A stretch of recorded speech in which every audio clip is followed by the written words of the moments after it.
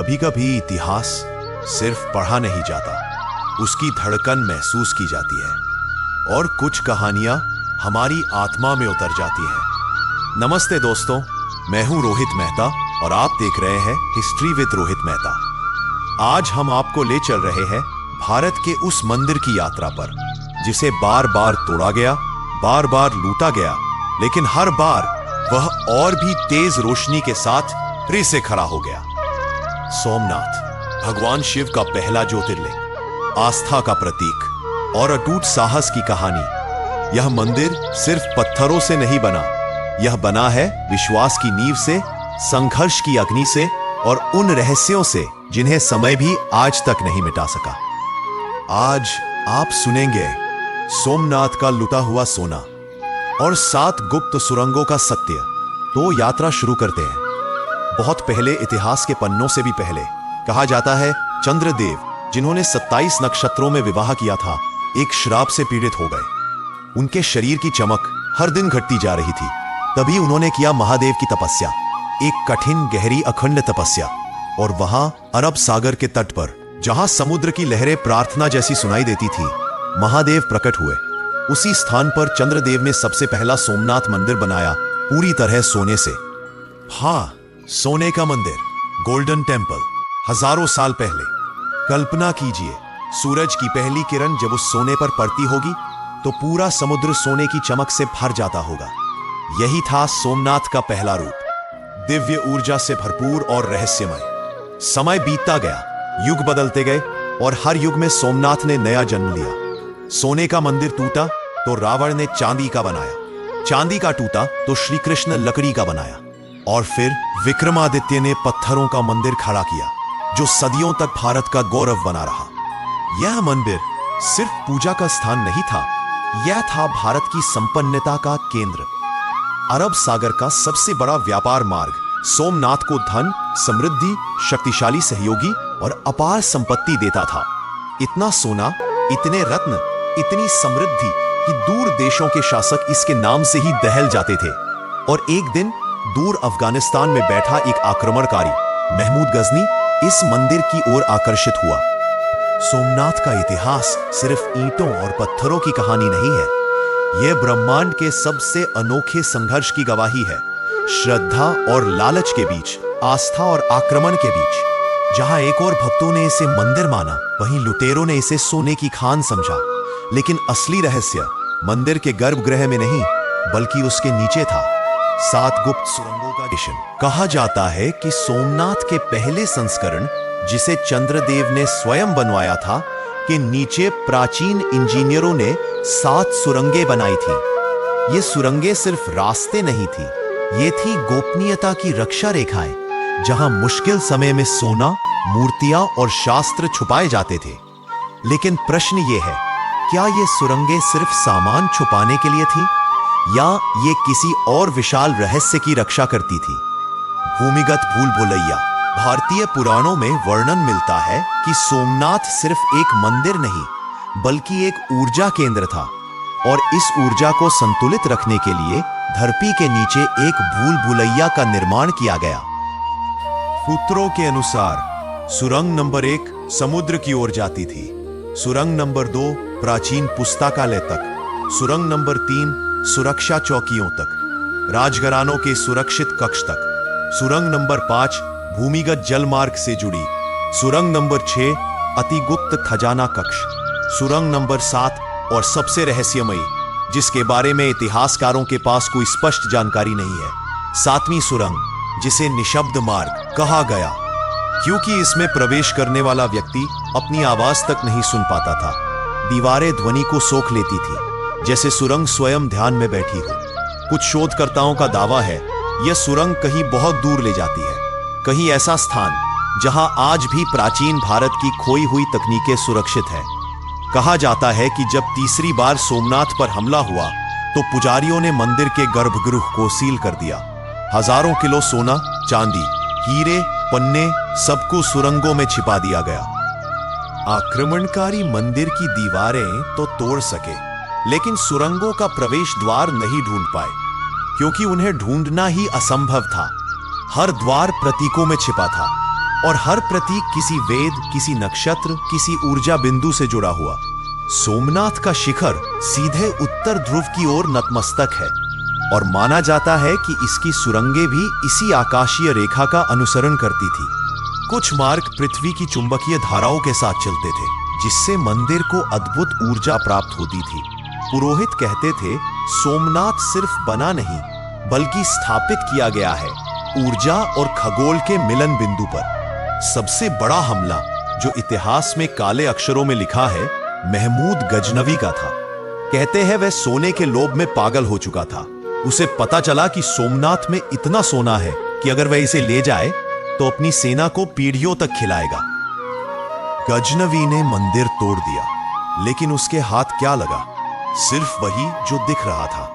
वो जो छिपा हुआ था वो अभी भी 7 सुरंगों की गोद में सुरक्षित था। सबसे चर्चित सुरंग थी सुरंग नंबर 6। ये वही सुरंग थी जहां कहा जाता है कि सोमनाथ का असली खजाना छिपाया गया था। इतिहासकारों के अनुसार यह कक्ष इतना विशाल था कि वहां कई राजघरानों के मुकुट, प्राचीन मूर्तियां और समुद्र पार से आए बहुमूल्य रत्न रखे गए थे। लेकिन आज तक इस सुरंग का प्रवेश द्वार मिला नहीं। कुछ कहते हैं यह समुद्र में डूब गया, कुछ कहते हैं इसे मिट्टी के पहाड़ के नीचे छुपा दिया गया, और कुछ कहते हैं यह सुरंग आज भी वही है, बस अपनी खोज का इंतजार कर रही है।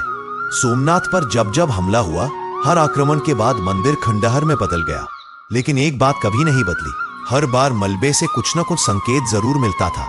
उकेरा हुआ चिन्ह, कभी एक अजीब आकार का पत्थर, कभी एक तांबे की पट्टी जो सुरंगों का रहस्य उजागर कर सकती थी। लेकिन शायद समय को यह मंजूर नहीं था। राज्य के अभिलेखों में एक पृष्ठ मिलता है जिसे सोमनाथ हस्तलेख कहा जाता है। उसमें लिखा है 7 मार्ग, 7 द्वार, 7 रक्षक, और आगे 6ठा मार्ग धन का, 7वां मार्ग ज्ञान का। इस वाक्य ने शोधकर्ताओं को चौंका दिया, क्योंकि इसका मतलब था 7वीं सुरंग कोई भौतिक रास्ता नहीं बल्कि ज्ञान की रक्षा से जुड़ा रहस्य भी हो सकती है। प्राचीन भारत की एक मान्यता थी कि जब किसी मंदिर को अत्यधिक खतरा हो तो उसकी आत्मा को एक आध्यात्मिक मार्ग में सुरक्षित किया जाता है। कुछ विद्वान मानते हैं 7वीं सुरंग एक साधारण टनल नहीं, एक ऊर्जा द्वार है। जैसे हिमालय में कुछ गुफाएं आज भी रहस्यमय ध्वनियां उत्पन्न करती हैं, वैसे ही सोमनाथ की धरती के नीचे भी कोई अनसुना कंपन मौजूद है। एक लोक कथा कहती है, एक बार कुछ बाहरी सैनिकों ने 7वीं सुरंग का द्वार खोज लिया। वे अंदर गए, लेकिन बाहर कोई नहीं लौटा। कुछ कहते हैं अंदर घुप अंधेरा था, इतना कि छाया भी दिखाई नहीं देती। कुछ कहते हैं दीवारें धड़कती थी जैसे कोई जीवित चीज हो, और कुछ कहते हैं वे एक ऐसी जगह पहुंच गए जो इस पृथ्वी की नहीं थी। सोमनाथ का सबसे अद्भुत पहलू यह है कि इसे कितनी बार भी तोड़ा गया, हर बार मंदिर फिर खड़ा हुआ। 1026 में गजनवी ने तोड़ा, 1297 में दिल्ली सल्तनत ने तोड़ा, 1330 में फिर हमला हुआ, 1451 में फिर गिरा, 1665 में एक बार और टूट गया, और अंत में स्वतंत्र भारत ने इसका पुनर्जन्म करवाया। लेकिन क्या आपने सोचा है इन सब पुनर्निर्माणों के दौरान कोई भी सुरंग क्यों नहीं मिली? शोधकर्ताओं का एक मत है सोमनाथ की सुरंगें इतनी गहराई में थी कि आधुनिक निर्माण भी उनके पास नहीं पहुंच पाया। कुछ कहते हैं कि ब्रिटिश काल में खुदाई हुई, लेकिन परिणाम गोपनीय रखे गए। कुछ कहते हैं कि सुरंगें समुद्र के नीचे तक फैली थीं और अब लहरों में डूब चुकी है। लेकिन सच्चाई आज भी कहीं अधूरी है। कल्पना कीजिए, हजारों किलो सोना, राजाओं के मुकुट, हीरों से मढ़ी मूर्तियां, वेदों की प्राचीन पांडुलिपियां और समुद्रों से आए रत्न। अगर ये सब आज भी किसी सुरंग में छिपा हो, अगर सुरंगें समय की किसी परत के पीछे छुपी हुई हो, अगर सोमनाथ की धरती आज भी उस रहस्य की रखवाली कर रही हो। सोमनाथ मंदिर के सामने समंदर हमेशा गरजता है, जैसे वह अपने भीतर एक कहानी छुपाए बैठा हो। शायद उसने उन सुरंगों को देखा है, शायद उसने वह खजाना छुआ है, शायद उसने गजनवी की सेना को आते जाते देखा है, और शायद सोमनाथ का असली रहस्य समुद्र की ही लहरों में बसा है। कहानी अभी खत्म नहीं हुई, क्योंकि सोमनाथ सिर्फ एक मंदिर नहीं भारत की आत्मा है, अमर अटूट अनंत। आक्रमणों ने सोमनाथ को तोड़ दिया, लेकिन एक बात कभी नहीं टूटी, उसकी रहस्य परंपरा। हर बार जब मंदिर गिरा, एक नई परत खुली, पर रहस्य और गहरा होता गया, जैसे मंदिर खुद भी नहीं चाहता था कि उसकी सुरंगों का सच दुनिया जाने। स्वतंत्रता के बाद जब सोमनाथ के पुनर्निर्माण की योजना बनी, तो पुरातत्व विभाग ने सीमित खुदाई की। रिपोर्ट में लिखा था, भूमि असामान्य तरीके से खोखली प्रतीत होती है, पर फिर भी खुदाई आगे नहीं बढ़ी। क्यों? कुछ कहते हैं समुद्र का दबाव बढ़ गया था, कुछ कहते हैं खुदाई से मंदिर को खतरा था, और कुछ जानते हैं कि कुछ रहस्य छेड़े नहीं जाने चाहिए। समुद्र विज्ञानी बताते हैं, सोमनाथ के सामने समुद्र की गहराई में एक प्राचीन संरचना मौजूद है। क्या यह किसी पुरानी सुरंग का अंत था, या किसी डूबे हुए नगर का प्रवेश? डाइवर्स को वहां अजीब कंपन महसूस होता है, जैसे गहराई खुद सांस ले रही हो।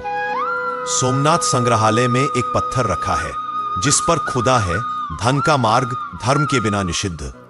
कहा जाता है यह सुरंग नंबर 6 का सुरक्षा संदेश था। जो भी लालच में सुरंग खोलने की कोशिश करता, उसके साथ दुर्भाग्य होता। पुरोहित इसे धर्म रक्षा अभिशाप कहते हैं। क्या यह सच था, या सिर्फ सुरक्षा का तरीका? कोई नहीं जानता। स्थानीय कथाओं में 3 घटनाएं दर्ज हैं। तीनों बार कुछ लोग सुरंगें खोजने निकले, तीनों बार वे वापस नहीं आए। पहली घटना 1852, दूसरी 1920, तीसरी 1951। हर बार खोजी दल उसी जगह गायब हुआ, जहां धरती थोड़ी धसी हुई थी और जमीन से हल्की गूंज आती थी। क्या यह सुरंगों का प्रवेश था, या कोई प्राकृतिक संरचना? सच्चाई आज भी अंधेरे में है। सबसे पुरानी कथा कहती है, 7वीं सुरंग पृथ्वी नहीं, समय से जुड़ी थी। यह वह मार्ग था जिससे सोमनाथ के महान ऋषि दुश्मनों से ज्ञान बचाकर ले जाते थे। कहते हैं जब अंतिम हमले के दौरान ऋषि इसमें प्रविष्ट हुए, तो सुरंग स्वयं बंद हो गई, जैसे उसने अपने ज्ञान को युगों के लिए संरक्षित कर लिया हो। 1951 में सोमनाथ का भव्य पुनर्निर्माण शुरू हुआ। सरदार पटेल और के.एम. मुंशी ने कहा था, सोमनाथ को हम सिर्फ पत्थरों से नहीं, भारत की आत्मा से फिर जगा रहे हैं। जब नया शिखर खड़ा हुआ, तो अनेक लोगों ने रात के समय समुद्र से आती रहस्यमयी रोशनी देखी। क्या यह सिर्फ समुद्री प्रतिबिंब था, या सुरंगों में संग्रहित किसी ऊर्जा की झलक? कहना मुश्किल है, पर एक बात साफ है, सोमनाथ ने फिर जन्म लिया था। इतिहास बताता है, मंदिर से लूटे गए खजानों का सिर्फ एक अंश कभी बाहर आया, बाकी वह कहा गया। क्या वह 7 सुरंगों में आज भी सुरक्षित है? क्या समुद्र के नीचे कोई कक्ष है जहां भारत का खोया स्वर्ण युग सोया है, या समय ने सब निगल लिया? सोमनाथ सिर्फ मंदिर नहीं, एक यात्रा है, अतीत से वर्तमान तक की। यह मंदिर बताता है कि आस्था को तोड़ा जा सकता है, डराया जा सकता है, लेकिन मिटाया नहीं जा सकता। सुरंगें चाहे जहां हो, खजाना चाहे जहां छिपा हो, सोमनाथ का असली खजाना उसकी अदम्य आत्मा है। एक आत्मा जो हर हमले के बाद और चमकती गई। यही है सोमनाथ का चमत्कार, यही है उसका रहस्य, यही है उसका अमर इतिहास। अगर आपको हिस्ट्री विद रोहित मेहता का यह प्रयास पसंद आया है, तो चैनल को लाइक करें, शेयर करें और सब्सक्राइब करना ना भूलें। मैं मिलता हूं आपको अगले वीडियो में। तब तक के लिए इतिहास पढ़ते रहें।